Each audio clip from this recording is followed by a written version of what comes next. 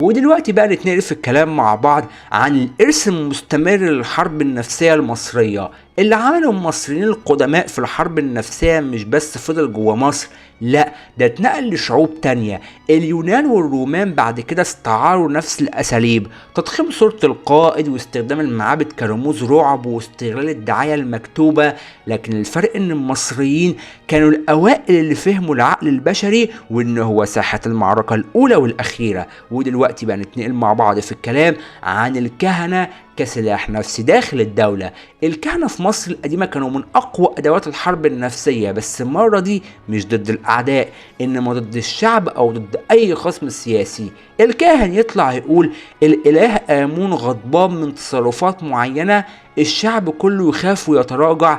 الملك ازاي كان يعرف يستغل الكهنة ويخليهم يثبتوا سلطته ويثبتوا سلطته قدام الناس. لكن في اوقات معينة الكهنة نفسهم كانوا بيستخدموا نفس الاسلوب للضغط على الملوك. يعني الحرب النفسية ما كانتش سلاح خارجي وبس، دي كانت ساحة معركة داخلية بين الدين والسياسة. ودلوقتي بقى نبدأ نتكلم عن الفرعون والشرعية الإلهية. الفرعون كان دايما بيقدم نفسه كابن الاله رع او الاله حورس، لكن الموضوع ما كانش لقب او مجرد لقب، لا ده كان تكتيك نفسي. ازاي اي حد يقدر يتمرد على الملك شايفينه ابن الاله؟ مجرد التفكير في العصيان كان بيتحول في دماغ الشعب لفكرة انتحار روحي. وده السبب ان الثورات الشعبية في مصر القديمة كانت قليلة جدا مقارنة بحضارات تانية، لان الحرب النفسية للشرعية الالهية كانت بتخلي الشعب يقتنع ان الطاعة مش بس واجب سياسي، دي كمان واجب ديني.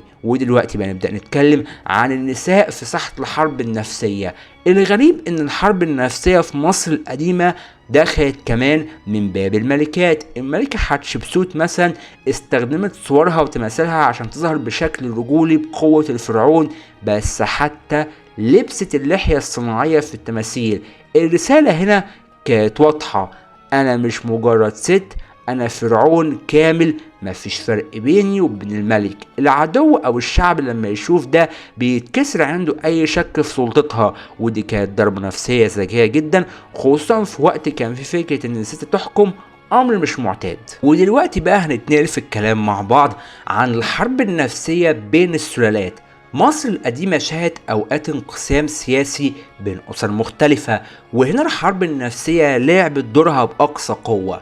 كل أسرة بتروج إن هي الأكثر قربا للآلهة وتتهم الخصوم إن هم مغضوب عليهم.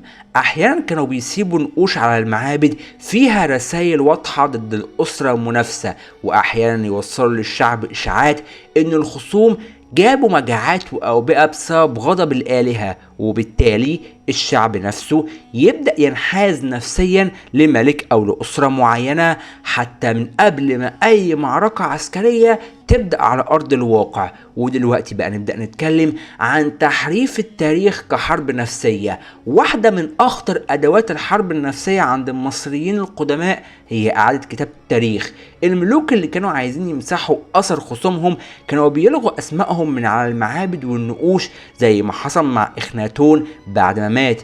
كتير من آثاره اتشالت عشان يتنسي. الهدف مش بس سياسي، ده كان هدف نفسي. حتى لو التاريخ نفسه مش بيعرف بوجودك، يبقى فعليا انت ما كنتش موجود. العدو او المنافس اللي يشوف اسمه بيتمسح من النقوش هيعيش احساس انه بيتحول لشبح، كأن وجوده بيتلاشى.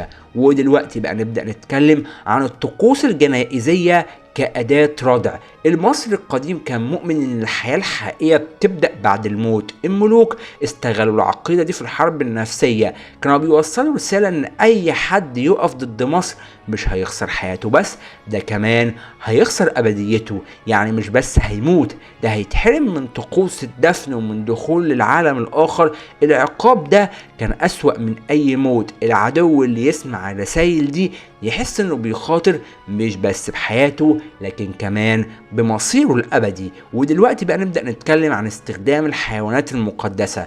المصريين قدسوا حيوانات معينة زي القطط والصقور والتماسيح. في بعض المواقف كانوا بيهددوا العدو باستخدام الحيوانات دي كرموز مقدسة، مثلا في المعابد أو في معابد الإله سوبك إله التماسيح كانوا بيربوا تماسيح حقيقية ويقدموها كرمز للقوة الإلهية. العدو اللي يشوف المشهد ده يفهم ان الطبيعة نفسها ممثلة في التمساح واقفة مع المصريين. دي مش مجرد حرب حيوانات، دي حرب نفسية رسالتها انت مش لوحدك قدام جيش، انت قدام الكون كله.